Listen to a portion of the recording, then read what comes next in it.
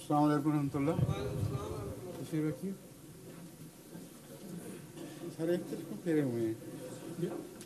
सब इस तरफ क्यों फेरे हुए हैं? हाजी साहब पहलू से बात करते हैं। बैठ आइए तशरीफ लाइए, आप भी सुनाएं। अस्सलाम वालेकुम रहमतुल्लाह। इफ्तिखार अयाज साहब कहाँ गए? तो जी प्रिलिमिनरी सब पूरी हो गई, अब यही फंक्शन एक रह गया। फिर कौन है आप? लालिम साहब जी शुरू करें कार्रवाई। अस्सलाम वालेकुम हुजूर। हुजूर अल्लाह ताला के फ़ज़ल से आज की इस मजलिस में 56 मेहमान तशरीफ़ लाए हैं। इनमें 14 ख़वातीन शामिल हैं जिनमें जो नुसरत हॉल में तशरीफ़ रखती हैं। हुजूर से इन सब के लिए दुआ की दरख्वास्त है। हुजूर पहला सवाल मेहदी हसन साहब जो स्ट्रैथम से यहाँ तशरीफ़ लाए हैं वो उनका है। वो ख़ुद यहाँ नहीं आना चाहते कि अल्लाह ताला की वहदानियत और इसके वजूद का सबसे बड़ा सबूत क्या है? सबसे बड़ा सबूत तो अम्बिया ही हैं, उनसे बड़ा सबूत और कोई तसव्वुर में नहीं आ सकता। वैसे तो हर इंसान खुद भी एक सबूत है। अगर अपने नफ्स पे गौर करे और देखे कि मैं क्या हूँ, किस गरज से आया और कौन हूँ, मेरी अना क्या चीज़ है, मुझे सोचने की ताकत क्यों नसीब हुई, जबकि केमिस्ट्री और फिज़िक्स में कोई कानून नहीं है जो सोचने की ताकत पैदा कर सके। ये सीधी सादी चंद बातें अगर इंसान अपने वजूद पर इतलाक़ करके देखे तो वो ज़ाती सबूत उसकी ज़ात के लिए उसकी ज़ात में से मुहैया हो सकता है। मगर जब आप सबसे बड़ा सबूत कहते हैं तो मुराद ये है जो सब दुनिया के सामने अला रग़म पेश किया जा सके, मुखालफत के बावजूद उनके मुकाबले पर रखा जा सके। वो सबूत सबसे बड़ा अम्बिया का वजूद है। उसके बहुत से पहलू हैं। अगर सारा मज़मून बयान किया जाए तो फिर एक ही सवाल इस पर लग जाएगा, मगर चंद अहम निकात मैं आपके सामने रखता हूँ ताकि इसे महज दावा न समझा जाए बल्कि एक हकीकत के तौर पर पेश करने वाला गैरों के सामने पेश कर सके। जितने मारूफ अम्बिया हैं जिनकी तारीख़ महफूज है, उनके दावे से पहले की ज़िंदगी में एक भी झूठ साबित नहीं और एक भी झूठ का इल्ज़ाम साबित नहीं। उनके दावे से पहले की ज़िंदगी में बचपन से लेकर दावे तक जो अक्सर जवानी भरपूर जवानी गुज़रने के बाद होता है, कोई एक भी दाग उनकी इस्मत पर, उनकी पाकीज़गी पर गैरों ने भी नहीं लगाया। तमाम अम्बिया अपनी पहले की ज़िंदगी में वो वजूद थे जिन पर नज़रें उठ रही थीं। कभी उन्होंने इंसान पर भी झूठ नहीं बोला, कभी कोई हिर्स नहीं की, कभी दौलतें जमा नहीं की, कभी सरदारी की कोशिश तक नहीं की, सरदारी के मुकाबलों में आए ही नहीं। अचानक जब ये कहते हैं कि हमें खुदा का पैगाम मिला है और वो ये है, तो ये सबसे बड़े ताज्जुब की बात है कि नफ्सियाती लिहाज से ये मुमकिन कैसे है कि एक शख्स जो लोगों के मामले में, इंसानों के मामले में अमीन हो, बग़ैर नफसानी ख्वाहिश के रहा हो, उसकी कोई बड़ाई की आरज़ू साबित ना हो, वो अचानक खुदा की तरफ झूठ मंसूब करना शुरू कर दे।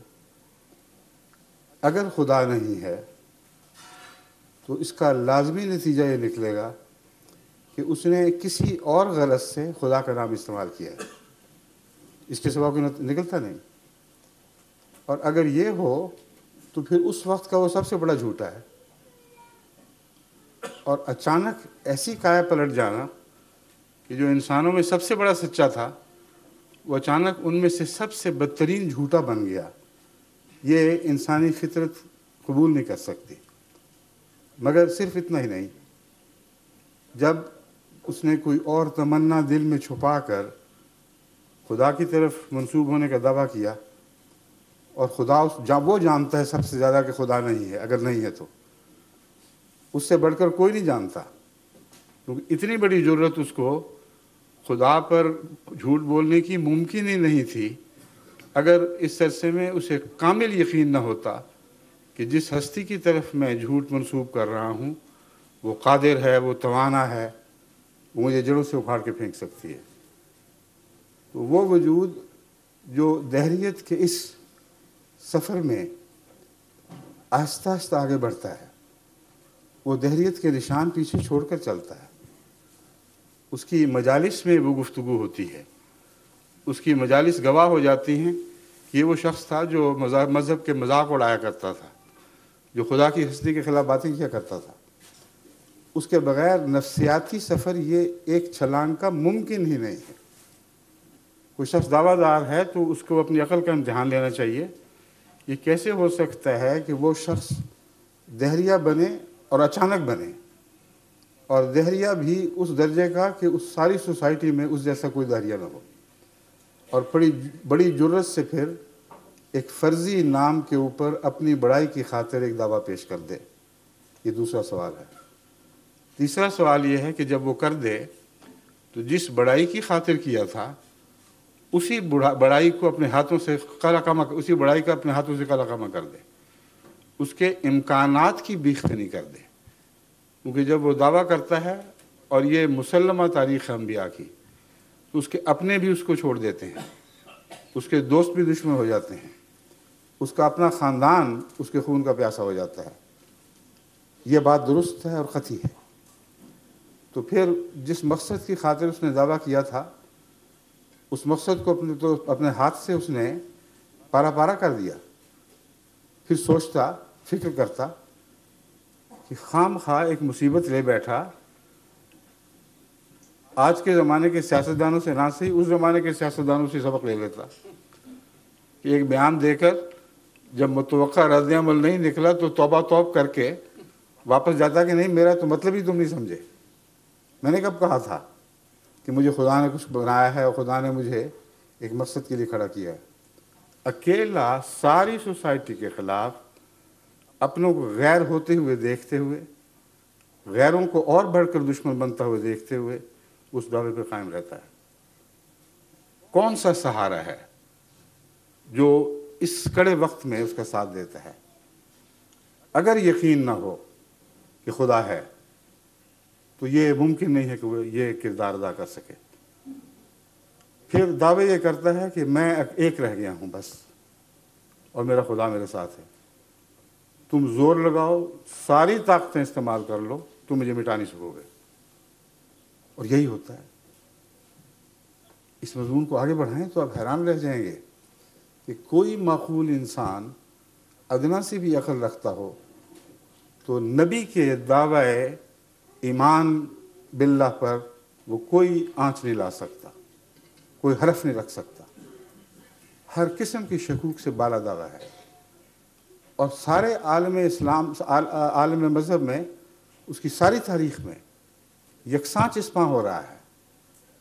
آدم سے لے کر نوح تک پہنچے، نوح کے بعد ابراہیم کی باری آئے گی، ابراہیم سے باقی انبیاء چھوڑتے ہوئے اب موسیٰ پہ آ جائیں، عیسیٰ پہ چلے جائیں، درمیان کے انبیاء، جتنے بھی درمیان کے انبیاء گزرے ہیں اگر ان کو بھی نام ذہن میں رکھ لیں تو ایک مسلسل تاریخ ہے، انسان کی تہذیب کی تاریخ کے ساتھ ساتھ مسلسل پہلو بہ پہلو چل رہی ہے، اور قطعی ہے، اس میں آپ کوئی تبدیلی نہیں دیکھیں گے۔ اور پھر دنیا کی ہر جگہ یہی بات ہوئی ہے۔ ہندوستان میں آئیں تو کرشنا کا وجود ہمیں نظر آتا ہے، سارے مقابلوں کے باوجود اس کرشنا کی بات نہیں کر رہا جس کو ہندو خدا سمجھتے ہیں، اس کرشنا کی بات کر رہا ہوں جس کے متعلق ایک حدیث میں آتا ہے کہ کان فی الہند نبی، ہند میں بھی ایک نبی تھا، اسمہ کاہن، اس کا نام کاہن تھا۔ اور کرشن کنہیا اور کاہن یہ وہی نام ہے دراصل جو مختلف تلفظات کے ساتھ ادا کیے جاتے ہیں۔ تو اس بحث کو چھوڑیں، میں جو بات کر رہا ہوں مسلمانوں کے لیے اس کے سوا چارہ نہیں کہ ہندوستان میں کسی نبی کا وجود تسلیم کریں۔ اگر وہ کہیں کرشن نہیں تھا تو دکھائیں پھر اور کون تھا، کیونکہ قرآن کہتا ہے کہ ہر دنیا کے ہر حصے میں، ساری دنیا کے ہر حصے میں ہم نے نبی بھیجے ہیں، ہر زمانے میں بھیجے ہیں۔ تو اس پہلو سے ہندوستان کی تاریخ بھی گواہ بن جاتی ہے. ایک ادنا بھی تزلزل